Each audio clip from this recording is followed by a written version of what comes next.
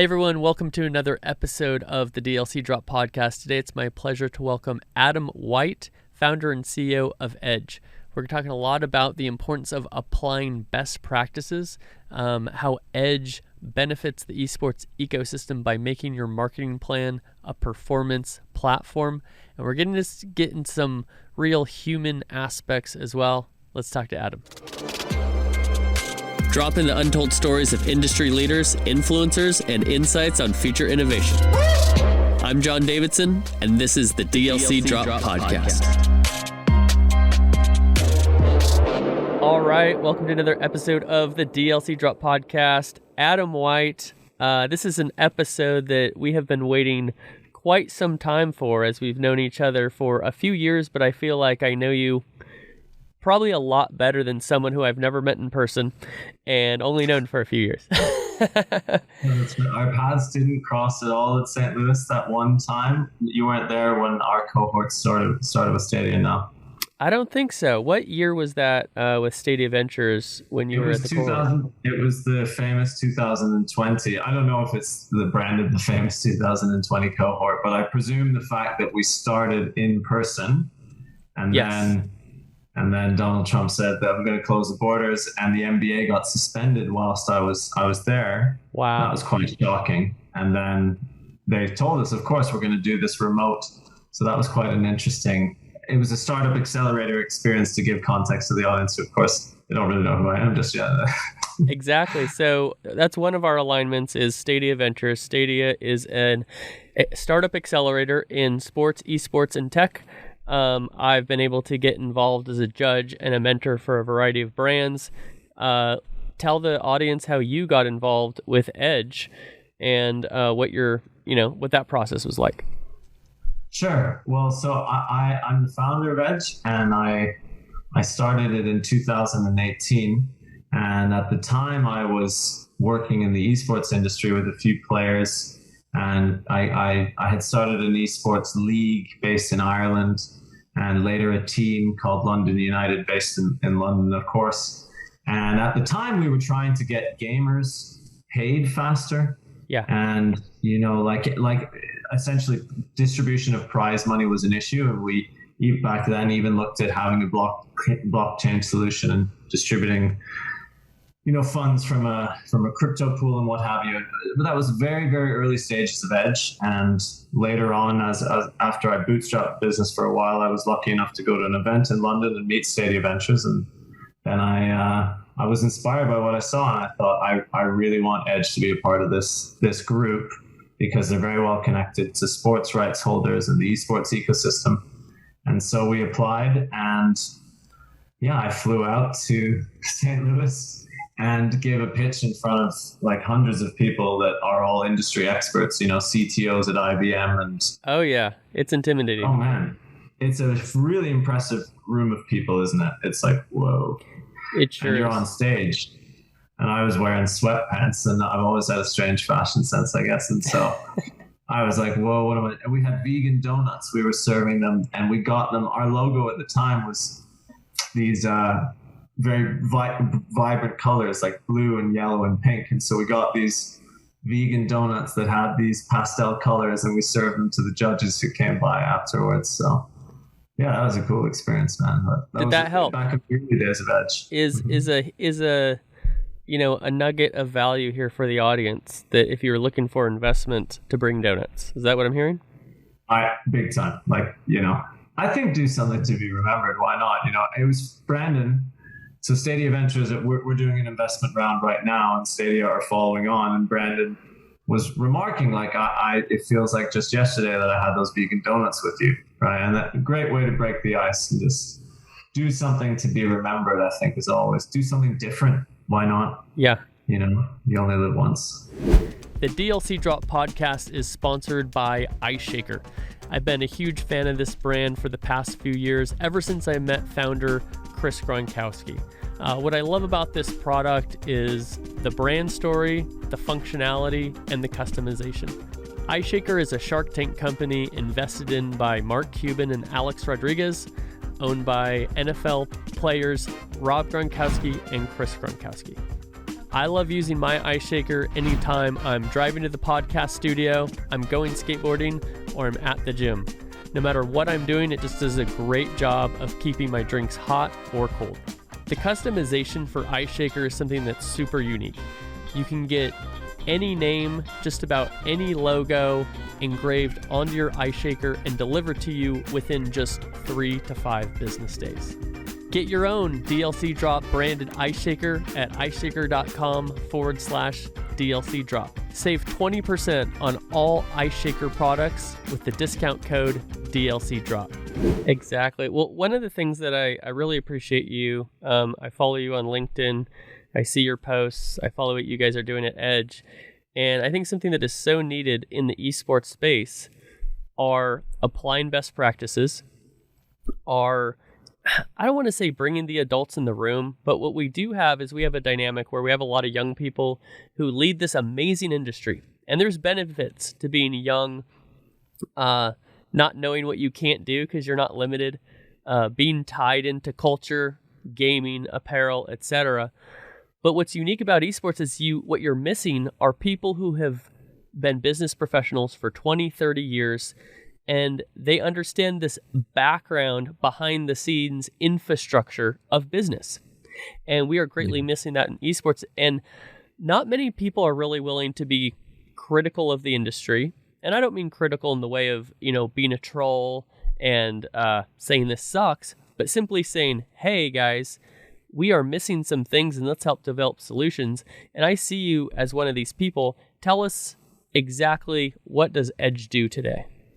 Well, sure. Yeah. So I think you're dead right about esports lacking infrastructure, especially at the grassroots level. I don't think companies like Riot or Blizzard are doing anything particularly wrong. They've got excellent professional teams, right? They know what they're doing. At the grassroots level, there's definitely, there's a lack of a path to pro, and there's a lack of regulation, and that always, when you have a lack of regulation, there can be bad actors. I presume most of the people doing it have the best intentions. I also think that there's just a heck of a lot to organize with an esports event, so it can kind of get out of control. And I suppose, what I was referring to, we were an esports company and we quickly pivoted into the creator economy because we realized that gamers weren't the only people that were having trouble getting paid quickly by, if it was prize money.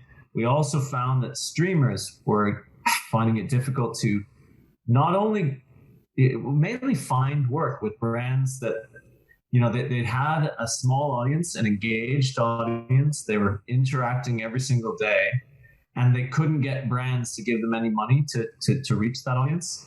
And I had worked at an influencer marketing agency called the GOAT Agency based in the UK. Hi, guys. And I saw that they were using humans to do the jobs that you could do with the data that the social media feeds have themselves. And so we built a really cool system where a brand manager can create a campaign and send it out to thousands of creators, and we'll automatically validate that the content is posted, and then we'll in real time report on how the content performs. And so that's really cool for the brand manager, who right now is influencer marketing is not a very scalable industry. It's got lots of agents, lots of lawyers, lots of contacts, lots of PDFs, We're trying to streamline that process. And on the creator side, when you got like John, where does a creator with 10,000 fans on Instagram go for their first brand deal? Tell me. They don't. There's no answer to that question. It's like it's serendipity. The way we like to think of it is the rideshare economy, right? You had all these cab drivers that were driving around cities, and they were waiting for someone to stick out their hand and be like, "Hey, I need a cab." Yeah. And then that person was trusting that cab driver that they knew how to get to the destination and that they would deliver them to that destination. And upon delivery, the cab driver is trusting that the person's going to pay them. And that person is trusting, there's a huge amount of trust. And so what Uber does is it creates this trusted platform where the driver doesn't need to wait for serendipity to connect them. The driver has a centralized app where they can go, oh, I can take somebody somewhere. So the experience that we're delivering now for creators is just that. It's a native app and they can find the work. And then once they do the work, we validate that it's posted, and then we pay them. So the idea is that they'll have a wallet where they're receiving, right now capital, and we'll see where the market takes us. Obviously, there's all sorts of fun buzzwords around with cryptocurrency and NFTs and what have you. Of course. But it's Uber for creators, John. That's what Edge is. Uber for creators. I love that. So am I understanding correctly that you're also helping to provide data in addition to the payments? Absolutely. So the way it works is the influencer signs in with their social accounts. So Twitch, Twitter, Facebook, YouTube, and Instagram. We're going to be delivering TikTok in 2022. Mm-hmm. Once they're signed into Edge, that's it. They never have to sign in again. Through Edge, they receive the work. So, hey, you need to post with this particular hashtag or this particular caption. So, you have to say hashtag HyperX is the best solution for any gaming headset. And once you probably that's a long hashtag. I realize what I said there. We'll do hashtag DLC drop, maybe. Fair enough. To promote DLC drop, and that I guess, John, you might be someone who would use Edge. You want people to become DLC drop listeners and users. Right now, you could use your own agency and your own time to find creators that have a gaming and esports audience. Not that everyone in esports and gaming doesn't know who you are already. And they would post on your behalf, and Edge would tell you how that content is performing, and it would connect you with the influencers, and the influencers would easily get paid. And the way we do that is that we're basically pulling in all of the social data that the influencers have effectively signed into, and then we're just validating events. And we're the only solution that, because it's first party data, the people are getting it in real time. So that allows them to do really cool things with their paid media spend. So increasingly you're seeing a content creator will post, and then the brand will give them budget to amplify that content. So next year in Q2, you'll have a solution through Edge where if you're a marketer, you pay the influencer through Edge, sure, and that they track the delivery of the performance of the campaign. But also you'll be able to then put paid media spend behind the post to amplify its reach, if that makes sense. Yeah, I love this. The more I learn about it, the more I love it. And it sounds like you're really helping these influencers in a variety of different ways. So the first one that popped on my radar when I first heard of Edge was how you guys were helping to facilitate payment, because that's always a challenging thing. I think that you were helping with contracts and just really simplifying that process as well. But I can tell you from the brand side, when I was at GameStop, one of the things I was really trying to get going was influencer marketing. And so I was like, guys, when Call of Duty comes out, we should have Courage and Dr. Disrespect and Teep and all these other guys playing our game and say, GameStop gave it to me early, you should go to GameStop, etc. And the pushback that I was getting from this huge brand with billions of dollars was, John, we can't get any data from influencers when we use them. All right.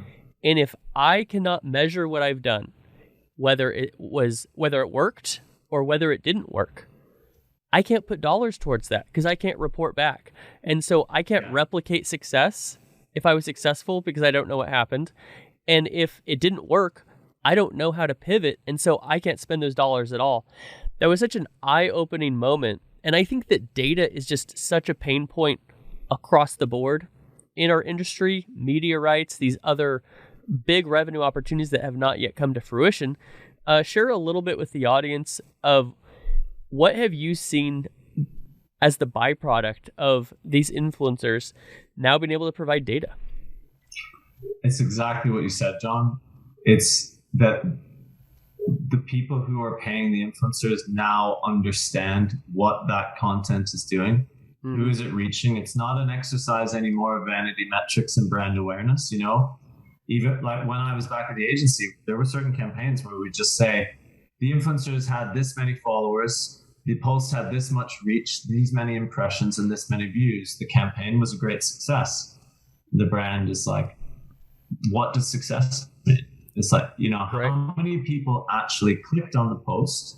Who were those people? Where were they located? And so with Edge, you're getting that granular data. You're actually understanding not just a view or sort of a comment or a like, that doesn't matter. Who are those people, and did they buy it? Is the crucial thing. So what we've seen is gaming companies, gaming agencies, understanding that they've paid these 25 creators this much money this month to post this content. Okay, who did that content reach? Great. Who clicked on it? Who converted?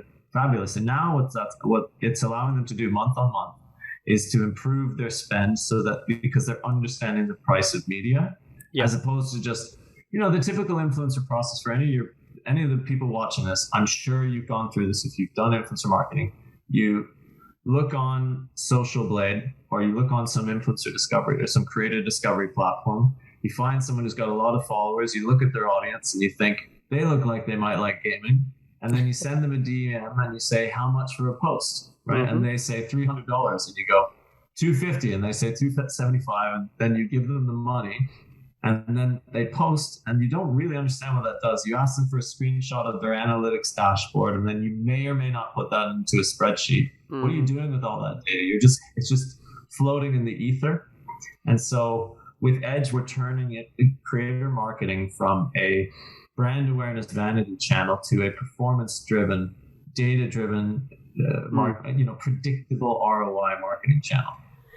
I think what that may also do is it may broaden what brands can do in the space. And what I mean by that is, I always talk with brands, and I always say, look, you need to identify what is success for you, and you also have to set expectations if you're an agency or an influencer or a team with these brands, because historically, sales is not a great metric to measure, especially early in an esports partnership. It's affinity, it's awareness, maybe building your social platforms, these softer metrics.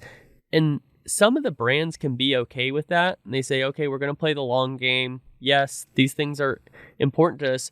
It all, at the end of the day, comes down to revenue and sales, right? And so I think a lot of times we're asking brands to support us in our industry out of the goodwill of their hearts. And they're like, guys, the shareholders don't care about the goodwill. They care about the stock price. They care about the revenue. And if our industry can provide more data and provide a better solution for harder metrics, then we don't have to set expectations, or we also don't have, or those specific expectations. And then also we don't have to miss expectations when somebody is hoping for sales or hoping for data, and we have to get creative and give them this soft stuff. Does that make sense? Man, it makes total sense. I mean, we did pivot out into the creator economy. However, we have esports teams that are customers. They use the platform. They connect up all their streamers, all of their Instagram accounts, Twitter accounts, and they use that data to present reports to brands to win business. Yeah, because that esports is about selling eyeballs. It's a media play. It will be. That's what the money's going to come from, the brands who are saying, I want access to the esports audience. Yep. And the brands are used to getting reports from Nielsen and from, Mediacom and quality information about how did that television ad perform? How did that YouTube ad perform? And how did that social post perform? But with esports teams, it's kind of like, we've got a really big engaged audience. We have all these followers.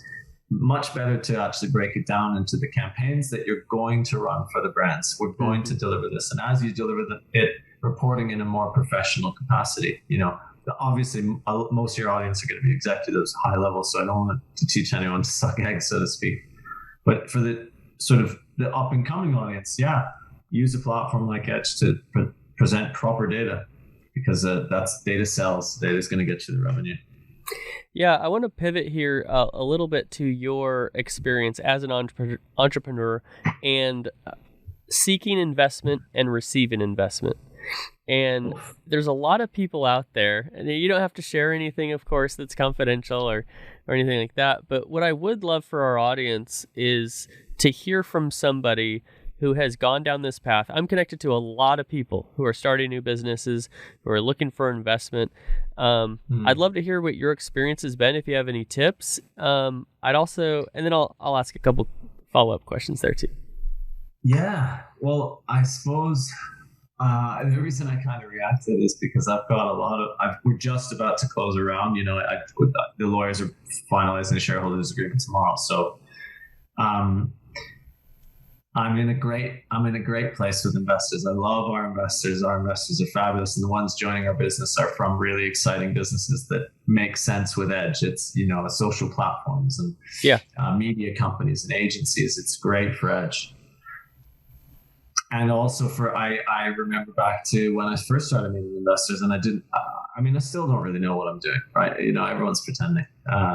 But back then I didn't have 4 years of entrepreneurial experience, if you will. sure. Battle scars, probably. Well, now you know what you didn't know, right? And that's a huge thing. I've been talking about this a lot lately. There's a difference between not having the answers, but knowing the questions, and not even knowing the questions. If you know the questions, you can go get answers. But if you don't even know what the questions are, you're lost. That's brilliant. I love that, John. I'm going to take that with me. Thank you for that tidbit. That one's free. Well, look, for the guys for the people who are trying to raise money, investors typically invest for 2 reasons. One is greed, and the other one is fear of missing out. So either they think they're getting a great deal with you, or they think they're missing out on a great deal because someone else is getting it. So I implore founders to be steadfast in your vision. If it's a really good idea, people are going to get on board because your conviction and your passion is going to speak to them. Yes. So that's at the very earliest stages. All about being authentic. Don't lie, because it's super easy to cash that out. Yeah. Don't be silly with your forecast. Don't say in year 2 you're going to make $5 million unless you're selling NFTs. Don't do that. Be really honest and realistic with your projections. But that's kind of all the fluffy stuff that people will tell you. You need to create that sense of urgency that they're going to miss out on something sweet. Also, sort of in the medium, that was the very early start, was like, how do I actually get people to open the door? But then I also learned that you need to, maybe when you're doing your seed round, maybe your friends and family is around, creating urgency. And even this, at every stage, you want that sense of urgency, because people don't act unless there's a deadline. Sure. Which I would also say that be very, very careful with your time and value. Your time is super valuable too. Don't go out to an investor with your hand like this. It's a marriage. They're benefiting too. They're lucky to meet you. Right. You're the one with the brilliant idea. They're the ones listening to it. So, ask them outright, are you looking to deploy capital right now? And if their answer is no, you don't need to take the meeting. Right. I'll tell you, I had one meeting where I unfortunately didn't ask that question until the very end. And then the person said, well, we met this morning and decided we weren't going to invest in your business anyway, but thank you for the information. And I thought, you just wasted an hour of my time. Right. And actually, I could have saved that hour myself by just saying, hey man, is this even possible right now? Because I need the money. And I think that that's a great point. The third bit of advice was just honestly be yourself. The right people will find each other and align, and don't sign any deals with the devil, because you're going to have to work with that person for a long time. And I've certainly dodged some bullets. I had one investor, a VC in London, who let me quit my job, and then with 1 week left on my notice, told me that they weren't going to respect the term sheet, and that we were going to pull out. And so, wow. Yeah, it was brutal. It was really, I won't name them on the podcast, but if you, yeah, it was a heck of a thing. I had no money, and I had to pay my rent. I was like, woof, what do I do now? That was good though. I learned it's not done until it's signed. So Thank you for that beautiful lesson. I appreciate it. And I'm glad I'm not working with him, because there you go. You don't want to work with someone who's going to pull the rug. That's not cool. Absolutely. Sometimes those curses turn out to be blessings, and further down the road, you're thinking, wow, that was a hard lesson, or I wish I had that money at that time. But I'm more glad that I don't have this boss who is terrible, who otherwise I would be in a much worse situation. Absolutely. Gratitude for the entire rose, including the thorns. It's you don't get to pick and choose the good parts of the entrepreneurial journey. Like, it's all gratitude for the lessons of every day. And that's I think. Yeah, you made a couple great points here. One is I had a friend seeking investment who he shared this as well, and you kind of echoed it here, but is when you're looking for investment, you're not asking for a favor. You're giving somebody an opportunity. And a lot of times we view it from, oh, I'm going to ask people for money. It's like when I was in high school, I was that kid who would ask my friends for money so I could go, get lunch rather than the lunch that my mom had packed for me. And it's like, no, you're not like on the street corner begging for change. You're going to people and you're saying, hey, I'm about to do this thing with you or without you. Would you like to be part of this at the ground floor? Yeah. And when you make that mental shift, that is huge. Just the energy, the way that you approach people and what you can demand. Is that right? Yeah, for sure. I think that was a big learning shift that I met. I stumbled into this, man. I had to bootstrap Edge, and then I was in some office in London, a co-working space, Yuki, where if you're a member of this United Kingdom interactive entertainment, you can co-work for free. Okay. And I went in, and this investor, I didn't even know he was an investor. He was pitching me his product it was a sleep solution for esports athletes to sleep better. I thought this is really cool. At the end of the conversation, he said, what are you doing? And I said, well, I've got this idea basically to get people paid quicker using data. And he said, I think that you're asking all the investors you meet for money. And I was like, yeah, that's exactly what I'm doing. Isn't that what I'm supposed to do? Yeah, isn't that what they... And he's like, don't ask them for money. I'm like, okay. He's like, ask them for advice on your business. What would they do to build your business with you? And then figure out, is that someone you'd like to work with? And I was like, whoa, man, that has blown my mind. Yeah. And then I asked him for some advice. And he said, very clever. And he actually gave us the first amount of money that we ever got. And from that moment, I shifted everything, the whole narrative, the storytelling, because that's the other thing. It's all magic, right? You're creating things that don't exist. So you have to manifest, and your willful manifestation and vision will only become reality from concept if you repeat it enough, and if you really believe that. So if you really believe that, people are giving you money and you're kind of swindling them and tricking them into funding that's what it'll be. Right. If you really believe, like, I'm building something incredible, want to be part of it? Yeah. I mean, I know what I prefer to hear, John. That manifestation stuff is so powerful. And it's crazy because it's not like some like super weird magic or something like that. It's simply a mindset that you're fixing. And so last year I worked with an executive coach, who completely changed my mindset. And she was on the podcast. Her name is Sharon Gill. And one of the things we were talking about is verbal affirmation to yourself.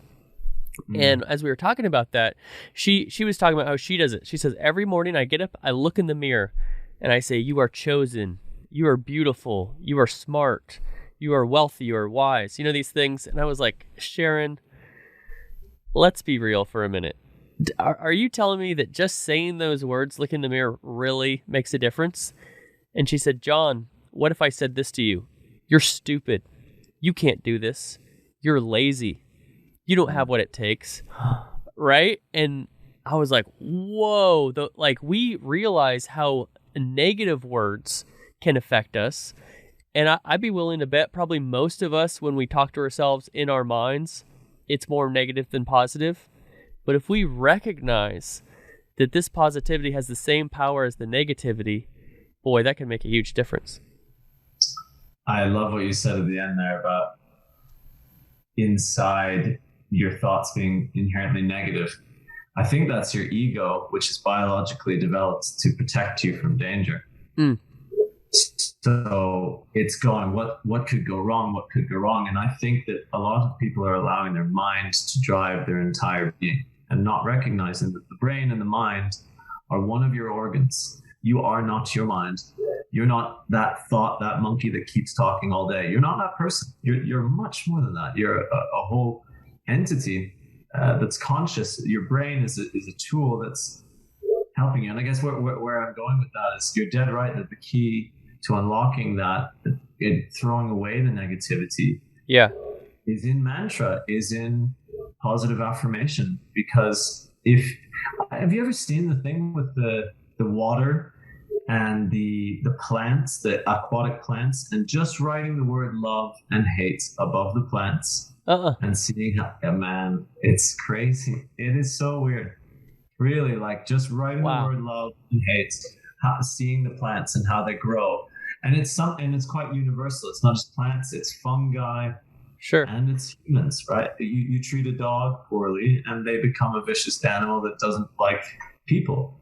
Right. And if you treat your kids that way, and I think a lot of us treat ourselves that way, you have to be your own best friend.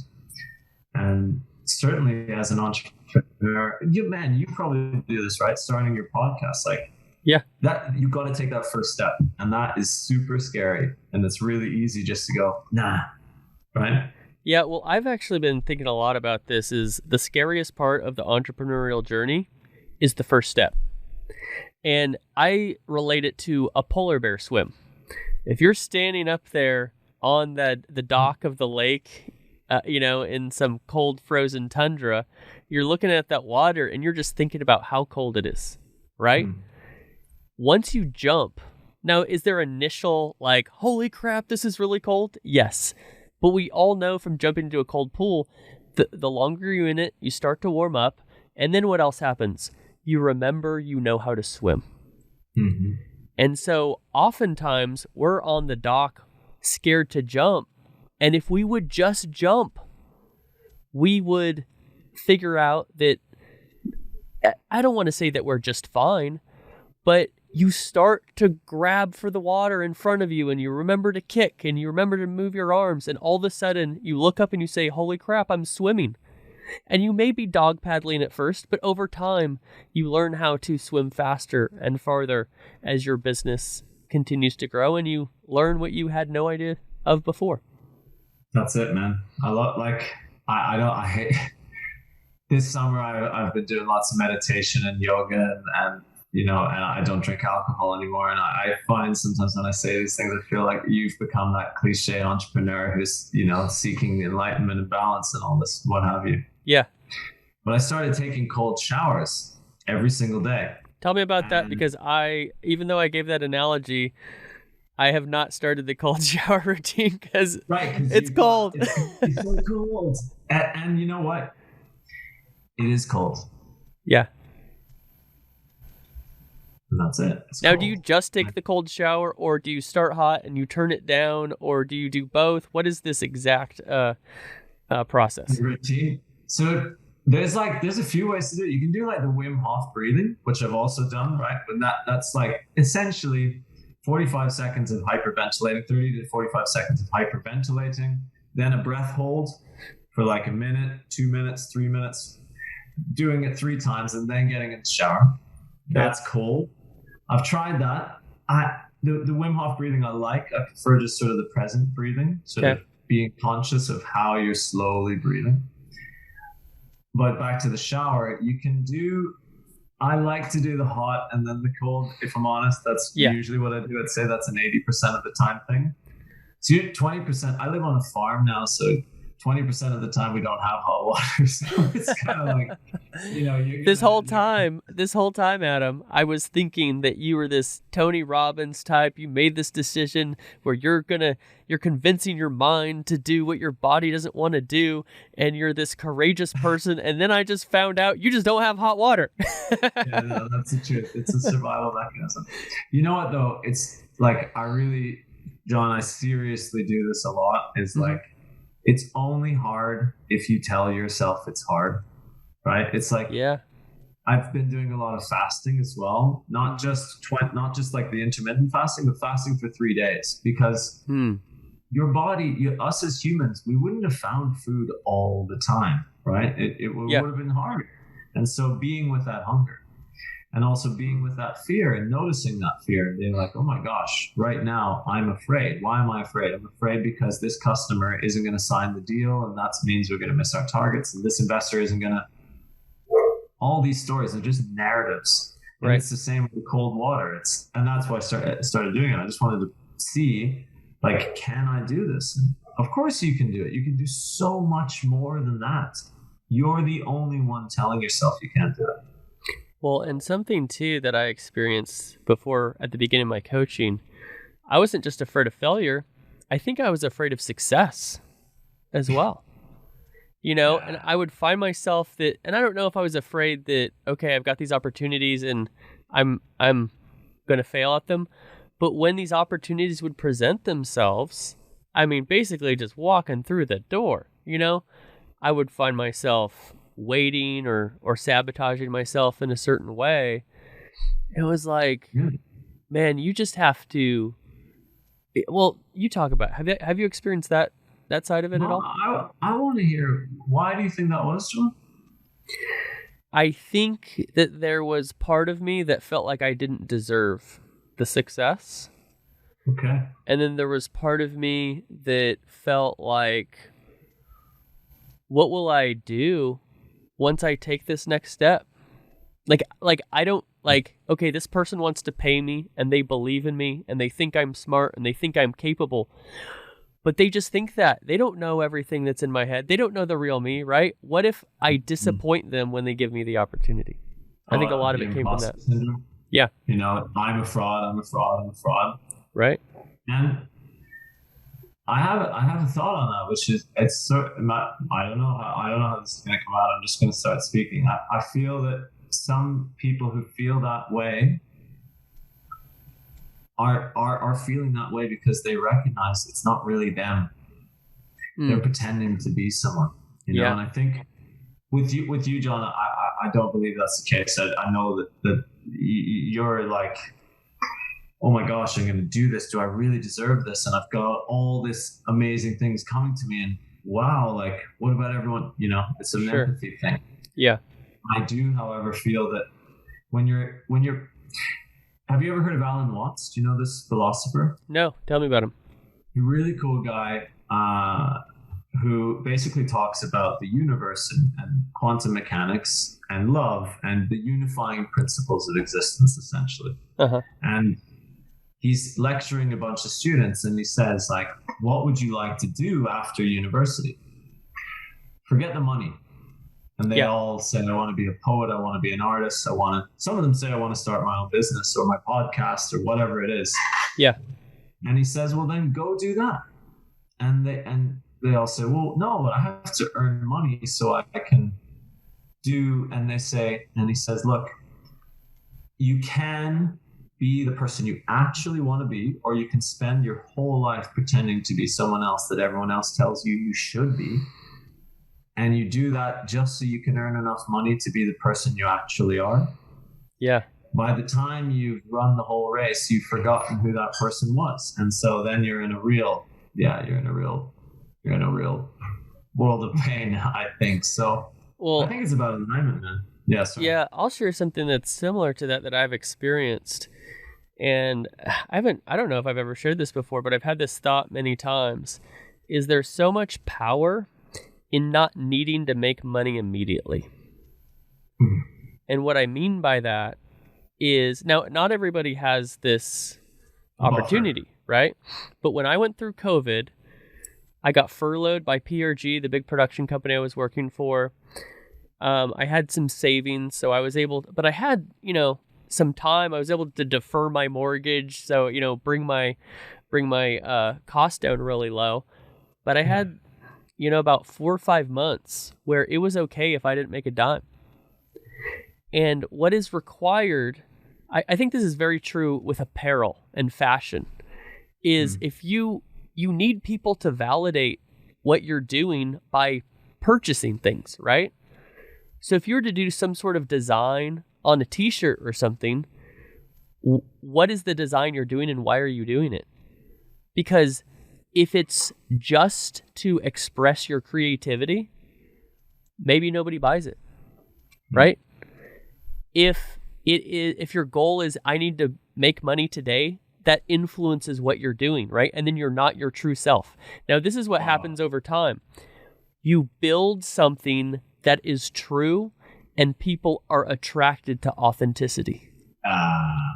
There it is, man. So if I need to make money today, and not everybody can do this, but you can also structure your life in a variety of ways so that you don't need to make money today, or you can have one part paying, subsidizing the other that doesn't make money today. But I haven't thought about, man, I want to make tons and tons of money. I've thought I want to bring my bills so low that I don't have to make a lot of money. And I'm a firm believer that focusing on what I want to do, what I think is dope, building a strong foundation, the longer you spend time building a foundation, the higher you can build. Absolutely, man. Everyone loves the truth, Every esports panel I went to, everyone was talking about authenticity. Yeah. And when they were using the word, I was like, it doesn't sound authentic when you're saying it.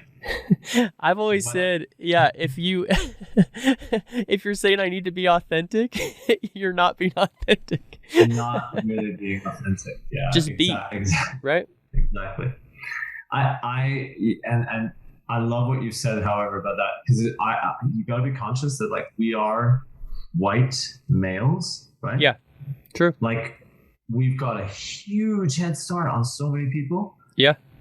I'm straight. I identify as a straight white male, right? That's how many advantages does one person need, right, to get ahead, and then also having that buffer to say I want to start Edge. I slept on my friend's couch for 4 months. I'm no shame saying it. Yeah. Because I wanted to keep my rent down so that I could pay some developers in Ukraine to build a proof of concept so I could show it to investors. Right.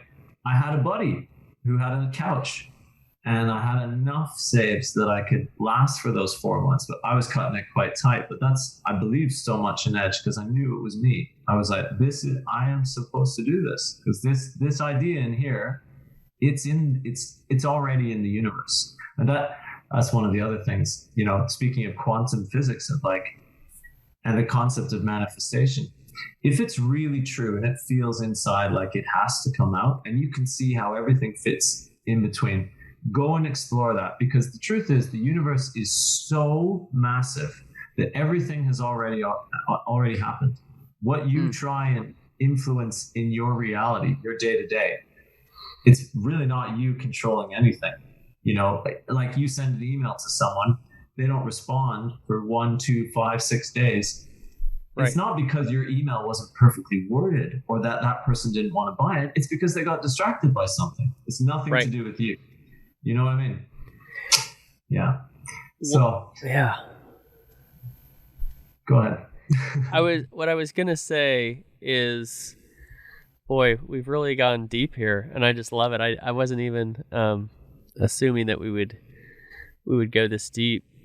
Well, it's all there is, man. It's like I feel I really hear what you're saying in terms of people being true to themselves, and the DLC Drop podcast, man, is that, right? I've seen the content you've created on LinkedIn, and you've really put this together. You people who are watching this see that the questions are engaging, they're interesting.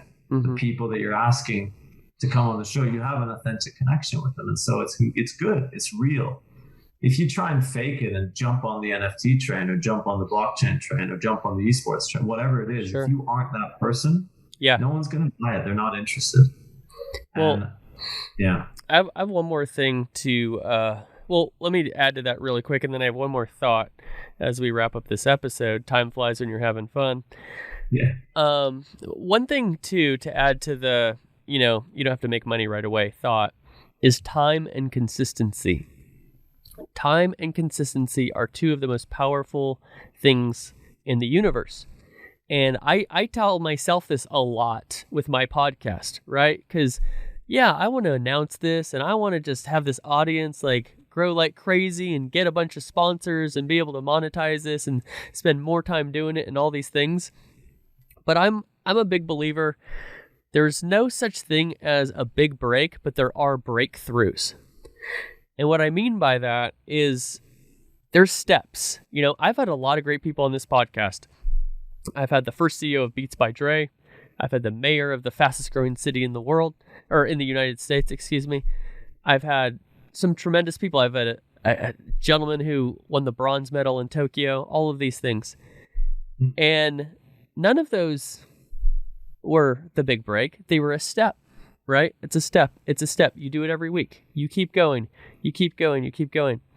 The point I wanted to make, that I wanted to get your take on, is when people are trying to figure out what they want to pursue, what they want to do with their lives, a great way to understand that is, what are you not embarrassed talking to other people about? And I'll give you this real quick example. Is I was in Las Vegas not too long ago for the Esports Business Summit, and I'm at Topgolf. There's a bunch of people around. We're having conversation. Somebody was texting me and saying, "Hey, this person you're talking to, ask them about this thing, or if they can be part of this thing." And I'm busy, blah blah blah. The guy has to go to the airport, everything.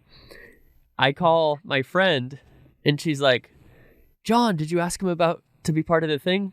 And I was like, I didn't get to that in our conversation, and he had to leave early. And she said, "Did you ask him to be on your podcast?" And I said, "Yeah." Wow. Right? Wow. And she's like, "John, that's a sign. That's what you should be doing, because you're not afraid to talk to your podcast." Not because I'm some big self-promoter, but because I believe in it, I love it, I want to share people's stories. And I took a step back and I said, I have no shame telling anybody about the podcast because I believe in it. And many of us who have sales jobs, business development jobs, sometimes we felt like, do I want to bother this person? If you feel like you're bothering somebody, you're in the wrong, with the wrong company or the wrong role. If you feel like you're preaching the gospel, you are in the right zone. You are there, and you feel it. You don't have that anxiety or that depression of, I gotta go to work and I gotta talk to this guy. And when he's talking to you or they're talking to you, you're answering questions that you don't even care the answer to. I mean, that's not it. Right. Yeah, man. I remember standing in the stage at pitching to Stadia. You have to do 10 minutes and summarize why you're going to change the world, right? Right. And I had said, I didn't rehearse this part, but I said, Edge will be $1 billion business because. And once I said that in front of this room of people, and I was like, oh my God, man, that is really quite a thing to declare to all these industry leaders. Right. Once it was spoken, I was like, nah, that's true. I believe that. I believe that if you build a platform where creators get connected to brands and it's all automated, that's $1 billion business. So having said it, it was like it was spoken, and because it was true, it was now I have a vision and a destiny. And yeah, I guess the investors, if you guys are watching this, they'll be happy to hear that. So that's where we're going, guys. That's incredible. Well, I'll add to that, which is you will never go further than your vision. So many of us are limited by our vision. And so while I don't want to jinx you or anything, and say that you won't be $1 billion business, I'm not saying that. But what I am saying is if you don't believe you're going to be $1 billion business, I guarantee you will not be. No, if you believe you can, I think you've got a great shot. I think so too. I think I love, John, that buffer thing you said. If you have the resources to give yourself the time and the breathing space, that 5 minutes, seconds, months, years that you need to think, you know what? It's not even really thinking. I don't feel. I feel it's in the moments where you're silent and your brain isn't speaking. And that's kind of why I meditate. I have no shame in admitting, the best ideas from Edge have always come through meditation. And when I don't know the decision about something, I meditate, and all of a sudden this voice comes to me and says, it's this. And then you speak it. Actually, another thing I like to do, John, is I've never said this to anyone either. We're in sharing mode. It's great. Draw 2 circles on the ground, use whatever they are, a tie or a rope, just put them on the ground. and you got a decision, a binary decision. I want the black one or the blue one or whatever it is for you. Yeah. I'm going to buy an Xbox or a PlayStation. I'm going to support Fnatic or Cloud9. Sure. And say it. Stand in one of the circles and say the words. I am going to buy an Xbox. And say it. Stand in the other circle. I'm going to buy a PlayStation, and see how you feel. Just check in. Just see how's your stomach feel, your heart. Are you breathing faster? Are you sweating? Are you hot? Are you cold? And like, it's amazing how your body will speak to you, even though your mind isn't the one in charge. So yeah. You're putting yourself in the situation of making those decisions and gauging that feeling mentally and physically before you make this. Well, I love that, Adam. I could talk to you for a million years, of course. Before I let you go here, so people can continue to learn more about Edge, so they can continue to learn more of your amazing insights, where should people go to follow you and Edge? Absolutely. Thanks, John. So for Edge, you can follow us on LinkedIn. The content I've heard is pretty interesting, engaging. We talk about Web3, the metaverse, the creator economy, the future of work, really. And you can find us at Edge Tech GG on LinkedIn and on Twitter and on Instagram. And you can find me. I'm Edge Whyte on all social platforms. And I'd love to connect with anyone who wants to talk about the creator economy and just generally about being and spirituality as well. So yeah, thanks, John, for your time. I've loved being on here. You're an amazing host, and I love what you're building here. I appreciate it. Thank you so much for joining me. Everybody, definitely make sure to follow Adam, connect with him, and follow Edge. Thank you, my friend Adam Whyte, for joining me today on the DLC Drop Podcast. Thank you for listening to the DLC Drop Podcast. This podcast is part of the Esports Futuri Podcast Network and produced by Innovation Media Enterprises. Make sure you subscribe on your favorite podcast channel and leave us a review.